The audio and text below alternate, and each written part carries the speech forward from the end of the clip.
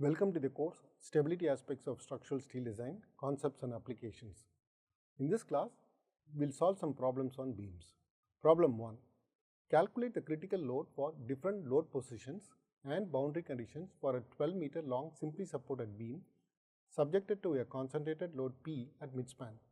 Assume the cross section W500 into 300 into 129.77 kg per meter wide flange. Let's look at the different types of support conditions. Case 1 is lateral and torsional simple supports. What you see on the picture is basically the flanges. Here the lateral bending is allowed, twisting is not allowed, and warping is allowed. Let's look at case 2 where lateral and torsional simple supports with warping restraint. Here lateral bending is allowed, twisting is not allowed, and warping is also not allowed. Let's look at different types of loading conditions. Here we have a destabilizing condition. That is, whenever the load is applied at the top flange, it has a tendency to destabilize it. Now when the load is applied at the bottom flange, it is also called as stabilizing. Here we call it as normal condition. Now let's look at the solution for this problem. The given data is E equal to 2 into 10 power 5 MPa, G is 76923 MPa.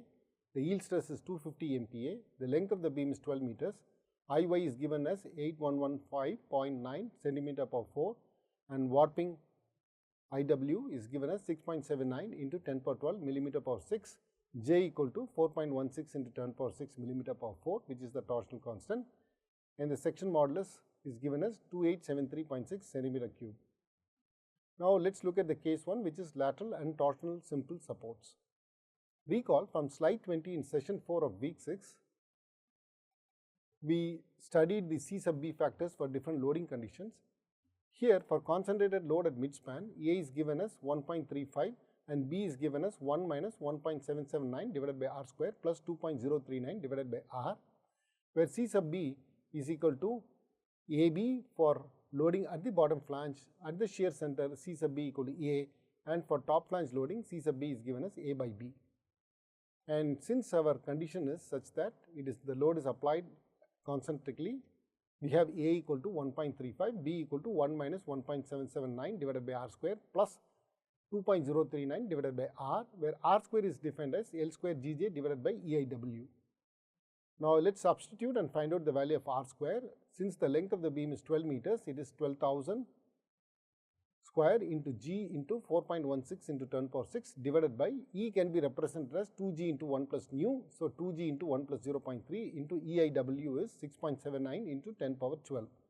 When we simplify this, we get R square equal to 33.93.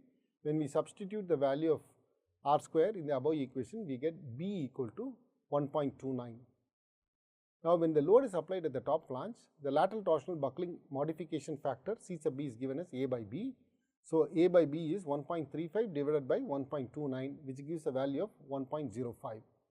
Now the elastic critical moment MCR is equal to C sub B into M naught critical, where M naught critical is the base value which is given as pi by L the whole square into EIY into root of IW by IY plus GJL square divided by pi square EIY. When we substitute the values, which is a big equation, we get the value of 677.24 kilonewton meter. Now when we multiply this value with 1.05, which is the C sub B, we get a value of 711.1 kilonewton meter. Now the maximum bending moment in a beam for a concentric load is PL by 4. So when we equate the PL by 4 equal to P critical into the length of the beam is 12 meters divided by 4 is equal to 711.1 kilonewton meter. So the elastic critical load P critical that has to be applied is P critical equal to 711.1 divided by 3, which is given as 237.03 kilonewton. Now when the same load is applied at the bottom flange, we have CB equal to AB, which means that 1.35 into 1.29, the C sub B factor becomes 1.74. So the elastic critical moment MCR equal to 1.74 into 677.24. So this gives rise a value of 1178.4 kilonewton meter, and we have Mmax equal to P critical into 12 divided by 4, that is equal to 1178.4 kilonewton meter. Now the elastic critical load for a P that is applied at the bottom flange now boils down to 392.8 kilonewton. Now let's look at case 2 where the lateral and torsional simple supports with warping restraint. The case 1 was without warping restraint, with case 2 with warping restraint. So A is given as 1.43 plus 4.787 divided by r square plus 1.454 divided by r, and B is given as 1 minus 3.129 divided by r square plus 1.945 divided by r. Here r square is given as L square Gj divided by EIW, same as the previous problem. These values are obtained from the paper Unified Approach to Elastic Lateral Buckling of Beams, written by Professor Nethercott and K.C. Rocky, AISC Engineering Journal, published in July of 1971. So the r square value from the previous problem is given as 33.93, and when we substitute that values, we get A equal to 1.82 and B equal to 1.24. Now when P is applied at the top flange, we have the lateral torsional buckling modification factor as C sub B equal to A by B, which is 1.82 divided by 1.24, which is equal to 1.47. Now the elastic critical moment MCR equal to C sub B into M naught critical, which is 1.47 into 677.24. We get a value of 995.54 kilonewton meter. The maximum bending moment in the beam is PL by 4. So when we have that, we change P to P critical because that's the critical buckling load into 12, which is the length of the beam, divided by 4 is equal to 995.54 kilonewton meter. So the elastic critical load P critical is given as 331.85 kilonewton. Now when P is applied at the bottom flange, C sub B is given as A into B, which is equal to 1.82 into 1.24. The value is 2.26, and when we substitute that, MCR equal to 2.26 into 677.24. we get a value of 1530.56 kilonewton meter. Now Mmax equal to P critical into 12 by 4. So we have this value of P critical is equal to 510.19 kilonewton. So the takeaway in this problem is that for case 1, when it is lateral and torsional simple supports without warping restraint, when P is applied at the top flange, P critical is 237.03 kilonewton, and when it is applied at the bottom flange, P critical is equal to 392.8 kilonewton. Similarly, for case 2 with warping restraint, when P is applied at the top flange, P critical is 331.85 kilonewton, and when it is applied at the bottom flange, we have 510.19 kilonewton. Now, the practical representation of the boundary conditions in the problem can be described here. What you see on the left hand side is basically case 1, which is a typical connection with torsional restraint and warping not restraint. Here you can see a column which is in grey color, and you can see a beam which is in blue color, and it is connected by a clip angle, also known as cleat angle, and through two bolts which are attached to the flanges of the column, and then the other connection could be either welded or it can also be bolted. But you can see from here that this prevents or restrains the twisting at the location of the beam column junction, but it allows the movement of the flanges in the axial direction because there is no restraint provided by the flanges. And so this condition is a typical connection with torsional restraint and warping not restraint. Now let's look at case 2. Here you can see that in addition to the clip angle at the junction, you also have a channel section which is not obvious in this picture, which is welded between the top flange and the bottom flange. A closer look on the right hand side of the picture now shown here, which is actually the section AA. You can see the two channel sections that are welded on either sides of the web to form a box type section. Here you can see that by doing so, we will arrest any movement of the flanges in the axial direction, thereby preventing warping, but at the same time it will allow the bending of the flanges as a whole. So this is a typical connection with torsional restraint and warping restraint. So now for case 1, the minimum of 1 and 2 is given as P critical is given as 237.03 kilonewton, and for case 2 the minimum of 1 and 2 is 331.85 kilonewton. Just by changing the boundary condition, we can increase the load carrying capacity, which is the critical buckling load, from 237 to 331 kilonewton. Now let us look at how does IS 800 take care of these boundary conditions.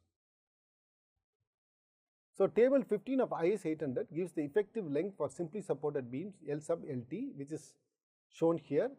There are two types of boundary conditions. One is the torsional restraint and another is the warping restraint. It also includes the loading condition, which is the normal loading condition as well as the destabilizing loading condition. Now, when we look at the first case, which is fully restrained for torsional restraint, and for warping restraint, both flanges are fully restrained. The normal condition is the effective length factor is 0.7 into L, and for destabilizing condition it is 0.85 L. How does it get represented? This is how it is getting represented here. You can see what we showed in the previous slide. Basically, fully restrained against torsion by the clip angle, and then the welding of the two channel sections on either sides of the web will prevent the warping, and so it is warping fully restrained as well as torsion fully restrained. So, this is the typical connection as shown to illustrate the torsional restraint and warping restraint. Now, if you wanted to have only the compression flange fully restrained, you can see that when an I section with shear studs at the top and fully encased in concrete, you can say that the compression flange is fully restrained. And the third condition is that the warping restraint, both flanges are fully restrained. It's kind of counterintuitive because the first case and the third case seems to be the same, but then when figuring it out, we understood that this is an error in the printed version of the code. So, the errata basically says that the both flanges should be partially restrained. So, we are not going to deal with that one. Now, let us look at the fifth condition where the torsional restraint is fully restrained and the warping restraint is shown as warping not restrained in both the flanges. This is the same as case 1 that we saw in the previous problem. Here you can see that the clip angle is basically preventing torsional restraint and the flanges are free to warp. So, this is condition 5 where the torsional restraint is fully restrained and warping restraint not restrained in both the flanges. The loading condition is 1.0 L for normal, and for destabilizing it is 1.2 L. Now, moving on to the sixth condition, which is partially restrained by bottom flange support condition for torsional restraint and warping not restrained in both the flanges. You can see that it is supported by a seat angle. Seat angle is providing partially restraint for torsional restraint, and for warping restraint it is free, and so it is allowed to warp, and warping is not restrained in both the flanges. This is a typical connection to show or illustrate the torsional restraint and warping restraint. In this case, it is partial torsional restraint. Now, the seventh condition is basically partially restrained by bottom flange bearing support and warping not restrained in both the flanges. So, the seventh condition is shown here. Basically, you have two walls here and you have placed an I section on top of the walls. So, the bottom flange of the I section is bearing. So, this provides partial restraint against twist by the bottom flange, and the flanges are free to move in both the directions, or in the axial direction it can move. So, it means that warping not restrained in both the flanges. Now, let us look at problem 2. An erector weighing 250 pounds must install a lateral brace at the center during the erection of a 50 feet long W16 by 26 beam as shown in the figure. The erector sits on the top flange of the beam. Derive a formula for the lateral torsional buckling of a wide flange beam loaded at the centroid by its self weight W and by an erector whose weight P is applied at the top flange. Use approximate energy method in the derivation. Is it safe for the erector to perform the required job? So, this is the problem number 2. So, the problem number 2 contains two loading cases. One loading case is basically the dead weight, and which is basically the uniformly loaded condition, and then on top of it there is a load that is applied, which is a concentric load applied at the center of the beam. This is represented by the figure here, as you can see. So, the loading is shown in the cross section wise, where the self weight is applied at the centroid and the additional load P is applied at the top of the flange. Now, let us look at the solution. To establish the total potential energy pi of the beam, we know that pi equal to strain energy of the beam plus the potential energy. The strain energy is given as 0 to L half into EIX into d square V by dz square the whole square into dz, plus 0 to L half into EIY into d square U by dz square the whole square into dz, plus 0 to L half into Gj into d gamma by dz the whole square into dz, plus 0 to L half into EIW into d square gamma by dz square the whole square into dz, plus the potential energy V. Now, it contains the terms V, it is the vertical displacement, U the lateral displacement, and gamma the twist. So we know that we can omit the first term because V is very much less than U and gamma for a beam, and so the pi is given as 0 to L half into EIY into d square U by dz square the whole square into dz plus 0 to L half into GJ into d gamma by dz the whole square into dz plus 0 to L half into EIW into d square gamma by dz square the whole square into dz plus V. Now the first three terms correspond to strain energy U, and the fourth term is the potential energy V. Now the potential energy of the external loads V is given as 0 to L mx into U double dash gamma into dz minus PA by 2 into gamma into L by 2 the whole square into dz. Now here mx equal to mx for uniform load, which is mxw, plus mx for point load, which is mxp. So for uniformly distributed load, the loading condition is shown in the picture here, which is a simple support beam with W as the loaded condition for a length L.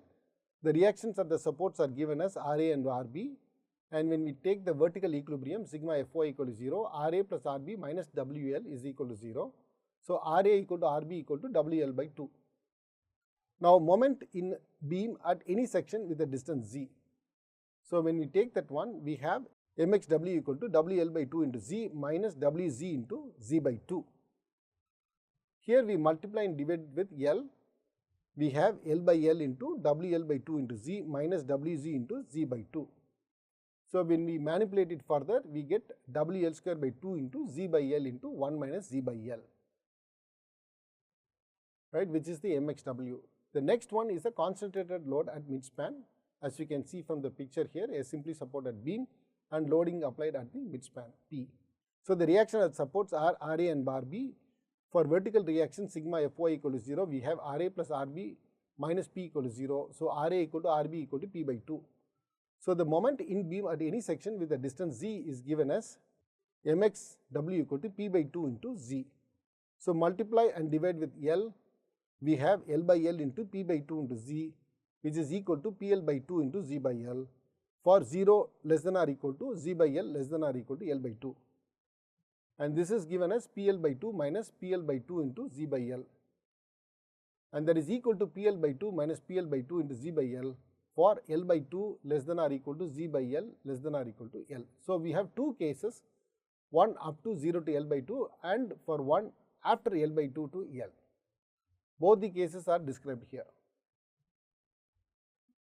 as you can see on the above, which is mxp equal to PL by 2 into Z by L for 0 less than or equal to Z by L less than or equal to L by 2, and PL by 2 into 1 minus Z by L for L by 2 less than or equal to Z by L less than or equal to L.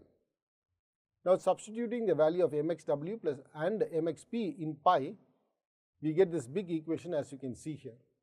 Now let us solve the above equation using the approximations for U and gamma. The approximations for U and gamma are gamma equal to A sin pi Z by L and U equal to B sin pi Z by L. So the derivatives are gamma dash equal to A into pi by L into cos pi Z by L, and gamma double dash as minus A into pi by L the whole square into sin pi Z by L, and U dash is given as B into pi by L into cos pi Z by L, and U double dash as minus B into pi by L the whole square into sin pi Z by L. Evaluating each integral in the above equation for pi, we have the first one as 0 to L half into EIY into d square U by dz square the whole square into dz. So when we substitute the value of d square U by dz square, we get the above one here. So 0 to L half into EIY into minus B into pi by L the whole square into sin pi Z by L the whole square into dz. Now we can take this out, which is B square into pi by L the whole power 4 into EIY into sin pi Z by L the whole square into dz. When we do so, we have 0 to L sin square pi Z by L equal to L by 2. So the value now becomes B square by 2 into EIY into pi by L the whole power 4 into L by 2. Now let's look at the second term. The second term is 0 to L half into Gj into d gamma by dz the whole square into dz. Again we substitute d gamma by dz, which is A into pi by L into cos pi Z by L. When we do so and we plug in the numbers, again 0 to L cos square pi Z by L equal to L by 2, we get the value as A square by 2 into Gj into pi by L the whole square into L by 2. Now let us look at the third term, which is 0 to L half into EIW into d square gamma by dz square the whole square into dz. Again we substitute d square gamma by dz square, which is minus a into pi by L the whole square into sin pi z by L. When we substitute the value, we get a square by 2 into EIW into pi by L the whole power 4 into L by 2, which is the value for the third term. Now let us look at the fourth term, which is 0 to L WL square by 2 into z by L into 1 minus z by L into u double dash into gamma into dz. So when we run the numbers and when we substitute the value for u double dash and gamma, which is minus b into pi by L the whole square into sin pi z by L into gamma, which is a into sin pi z by L, we get this above equation. And when we solve this above equation, we get the value here. Here z by L into sin square pi z by L, we can separate z by L as 1 by L into z into sin square pi z by L. Z into sin square pi z by L is given as L square by 4. Similarly, we can do the other one also. When we do so, we get the value of 1 by 6 minus 1 by 4 pi square into L cube into 1 by L square. Basically, we took out 1 by L square. So the value that is shown here is z square into sin square pi z by L. So z square into sin square pi z by L is given as 1 by 6 minus 1 by 4 pi square into L cube. And this value can be further simplified as minus 0.054 into AB into pi square into WL. Now let us look at the fifth term, which is 0 to L by 2 PL by 2 into z by L into u double dash into gamma into dz. So when we substitute u double dash as minus b into pi by L the whole square into sin pi z by L and gamma as a into sin pi z by L, we again get a value of minus AB into PL by 2 into pi by L the whole square into 1 by L into 0 to L by 2 integral of z into sin square pi z by L. So when we substitute that value, we get a value of minus AB into PL by 2 into pi by L the whole square into 1 by L into 0.08783 L square. Now look at the other term, which is L by 2 to L PL by 2 into 1 minus z by L into u double dash into gamma dz. Again we substitute u double dash as minus b into pi by L the whole square into sin pi z by L and gamma as a sin pi z by L. And when we run the numbers, we have minus AB into pi by L the whole square into PL by 2 into L by 4 minus 1 by L into 0.16217 L square. And this can be further simplified as minus AB into pi by L the whole square into PL into 0.0439 L, which is equation 6. That is the sixth term in the above equation. Now the last term, which is the seventh term, can be seen as 0 to L PA by 2 into gamma L by 2 the whole square into dz. And we know that gamma is A into sin pi z by L. When we substitute, we get a very simple equation, which is PA by 8 into A square into L square into L by 2, which can be further simplified as PA by 16 into A square into L cube, which is equation 7. Now substituting these values into the integral pi, we have a big equation, as you can see here, and this equation can be further simplified to the equation that is shown on the right.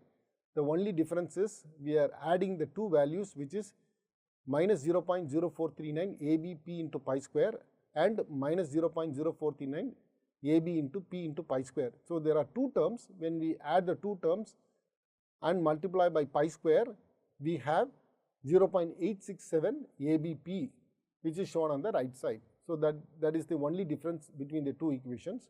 So now using the principle of stationary potential energy, we have for equilibrium, the total potential energy of the system pi should be equal to 0, which is del pi equal to 0. The critical moment is reached when the neutral equilibrium is possible. So the requirement for neutral equilibrium is that the partial derivative of pi with respect to A and as well as B should vanish. Now when we do a partial differentiation of the above equation pi with respect to A, we get this equation here, and which can be further simplified as shown below. Now applying the partial derivative of pi with respect to B, we have another equation as a big equation here, which can be further simplified as you can see in the screen on the right hand side. Now we have got two equations, one equation with respect to partial derivative with respect to A and another equation is with respect to B. And now this can be expressed in the form of a matrix. We have AB and then we have this matrix form of this equation, which is the center part, and then which is equal to 0. Finding out the determinant of the matrix, which is AB and CD, here it is equal to AD minus BC. So we basically multiply the terms on the leading diagonal and we subtract the terms on the opposite sides of the diagonal. So when we do so, we get this value here, which is equal to 0.